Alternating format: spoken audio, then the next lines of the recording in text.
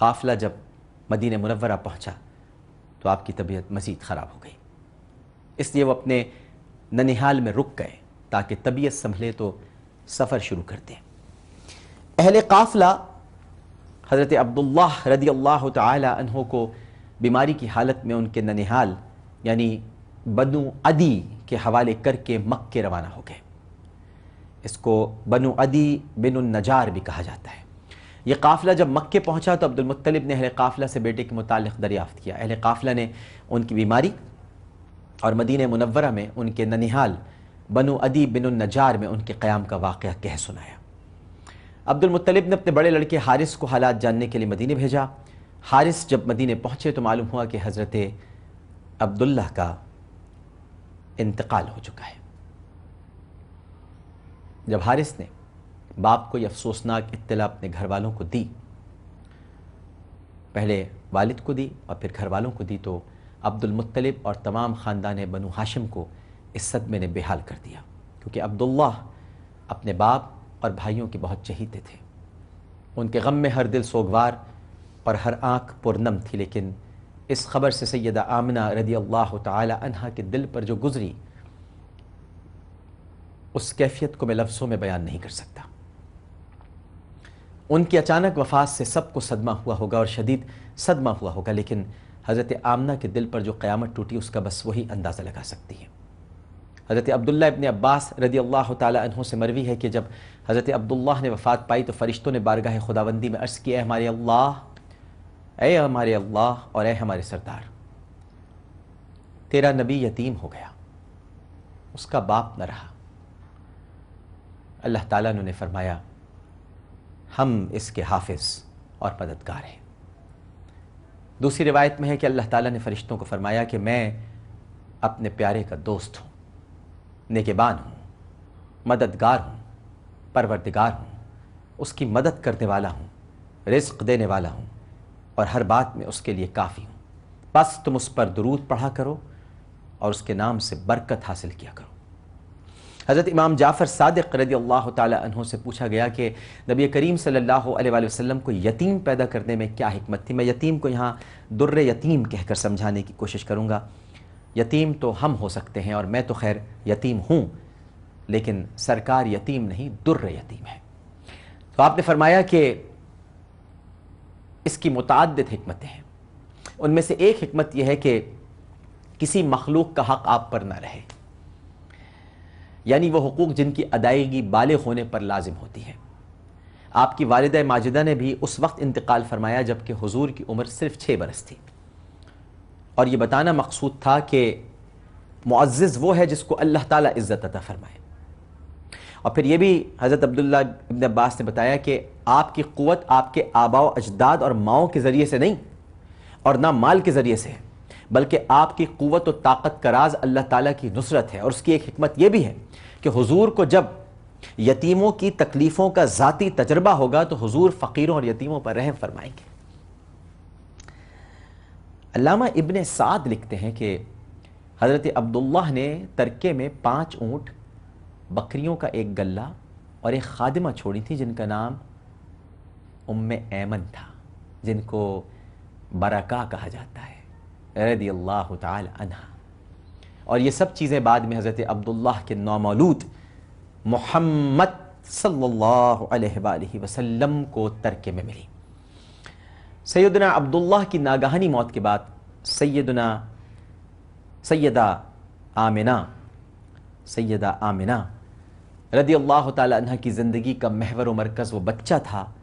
جو آپ کی مقدس کوکھ میں پروان چڑھ رہا تھا اور آپ کے شوہر نامدار کی آخری نشانی تھا۔ شادی کے بعد ایک روز سیدہ آمنہ نے رضی اللہ تعالی عنہ خواب میں ہاتف غیبی کی آواز سنی کہ آمنہ تو حاملہ ہوئی ہے اور تیرے بطن مبارک سے امت کے سردار تشریف فرما ہوں گے۔ حضرت عبداللہ رضی اللہ تعالی عنہ تو قریش کے قافلے کے ساتھ شام گئے اور پھر واپس نہ آئے، لیکن بی بی آمنہ کا فراق کدھر جائے، اور آنے والے کا انتظار بھی تو کرنا تھا۔ نبی کریم صلی اللہ علیہ وآلہ وسلم کی ولادت سے پہلے بی بی آمنہ کو کسی قسم کی کوئی تکلیف نہیں ہوئی، یہاں تک کہ نبی کریم صلی اللہ علیہ وآلہ وسلم تشریف فرما ہوئے۔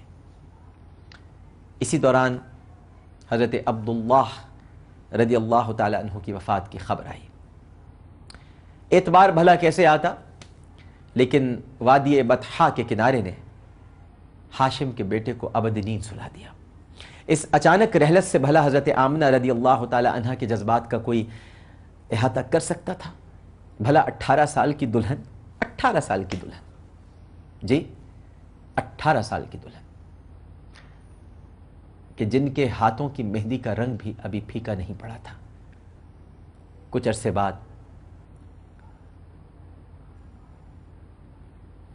بعد رحمت للعالمین اور بی بی آمنہ رضی اللہ تعالی عنہ کی آنکھوں کی ٹھنڈک تشریف لائے تو مکے کے گلی کوچوں میں بشارتیں سنی جا رہی تھیں۔ ابو طالب فرماتے ہیں کہ حضرت عبداللہ کی وفات کے کچھ روز بعد میرے والد محترم حضرت عبد المطلب نے خواب میں دیکھا کہ ان کی پشت سے ایک درخت پیدا ہوا جس کی بلندی آسمان کو چھو رہی تھی اور اس کی شاخوں نے مشرق و مغرب کا احاطہ کر رکھا تھا، اور فرمایا کہ میں نے ایک ایسا چمکتا ہوا نور دیکھا کہ اگر 70 آفتاب بھی بیک وقت طلوع ہوں تو یہ روشنی ان پر غالب رہتی اور وہ اس کے سامنے مدھم رہتے، اور میں نے دیکھا کہ اس نور کے سامنے عرب و عجم کے تمام لوگ سجدہ ریز ہیں، اور یہ نور ایک لمحہ پوشیدہ رہنے کے بعد دوبارہ ظاہر ہو جاتا ہے، اور میں نے قریش کے گروہ کو اس درخت کی شاخوں سے لٹکتے ہوئے دیکھا اور کچھ لوگوں کو اسے کاٹنے کے در پہ پایا، مگر جب وہ قریب آئے تو انہیں ایک نوجوان نے پکڑ لیا جو ایسا پیکر حسن و جمال اور خوبصورت ہے کہ جس سے زیادہ کوئی حسین میں نے دیکھا ہی نہیں، اور نہ ہی میں نے کبھی اس قسم کی خوشبو سونگھی ہے جو اس کے جسم میں مشک بار سے پھوٹ رہی تھی۔ پھر میں نے دیکھا کہ اس خوبرو جوان نے ان لوگوں کی پشتیں توڑ دی اور آنکھیں پھوڑ دی جو اس درخت کو کاٹنا چاہتے تھے۔ میں نے اس درخت کی طرف ہاتھ بڑھا کر اپنا حصہ لینا چاہا مگر کامیاب نہیں ہوا۔ پھر میں نے پوچھا کہ یہ کس کا حصہ ہے، تو لوگوں نے بتایا کہ یہ انہی لوگوں کا حصہ ہے جو اس درخت کے ساتھ لٹکے ہوئے ہیں۔ میں نے یہ خواب دیکھا تو خوف زدہ ہو کر بیدار ہو گیا اور قریش کی ایک کاہنہ سے تمام ماجرا بیان کیا۔ کاہنہ کا چہرہ متغیر ہو گیا اور اس نے کہا کہ آپ کی پشت انور سے ایک ایسا شخص پیدا ہوگا جو مشرق و مغرب کا مالک ہوگا اور لوگ اس کی اطاعت کریں گے۔ اور پھر جب رحمت للعالمین صلی اللہ علیہ وآلہ وسلم دنیا میں تشریف لائے تو حضرت عبد المطلب نے ابو طالب سے فرمایا، یہ وہی مولود ہے، خدا کی قسم یہ وہی شجر نور ابو القاسم اور امین ہے۔ عبد المطلب کا خواب سچ ہونے میں کچھ زیادہ وقت نہیں لگا۔ حضرت عبداللہ کی وفات کے 2 ماہ بعد سیدہ آمنہ رضی اللہ تعالی عنہ نے ایک ایسے بچے کو جنم دیا جسے اللہ جل جلالہ نے کائنات کے رشد و ہدایت کا سرچشمہ بنا کر دنیا میں بھیجا تھا۔ اس گھڑی کس کو خبر تھی کہ کائنات کا ذرہ ذرہ جس آفتاب رسالت کے طلوع ہونے کا منتظر ہے وہ مکے کی غیر متمدن سرزمین پر بی بی آمنہ رضی اللہ تعالی عنہ کے گھر سے جلوہ گر ہو چکا ہے۔ موسم بہار، پیر کا دن اور صبح صادق کا وقت تھا کہ امی بن کر امانت آمنہ کی گود میں آ گئی۔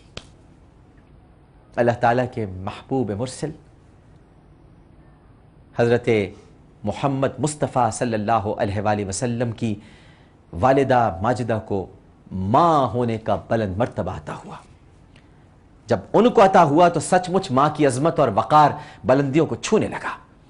اور مامتا کا پاکیزہ رشتہ عروج و کمالات سے مالا مال ہوا۔ حدیث شریف میں ہے کہ جنت ماں کے قدموں کے نیچے ہے، تو اس والدہ ماجدہ کی شان کو بھلا کون پہنچ سکتا ہے جس کا نام آمنہ ہے۔ پرانے زمانے میں عرب اپنا نسب بیان کرنے کے دل دادا تھے اور یہ ایک تسلیم شدہ فن تھا، اور سیدنا ابو بکر صدیق رضی اللہ تعالی عنہ اس فن میں ماہر تھے، اور عرب میں نسب بیان کرنے میں اجداد کے ساتھ جدات یعنی دادیوں کو نہیں بھلایا گیا تھا۔ یہ جو جدہ ہے جس کو سعودی عرب کا جو ایک شہر ہے جس کو جدہ کہا جاتا ہے، لوگ اسے جدہ کہتے ہیں، جیدہ بھی کہا جاتا ہے اسے، لیکن صحیح تلفظ ہے جدہ کہتے ہیں دادی کو، اور اس لیے اسے جدہ کہا جاتا ہے کہ وہاں پر حضرت حوا کی ملاقات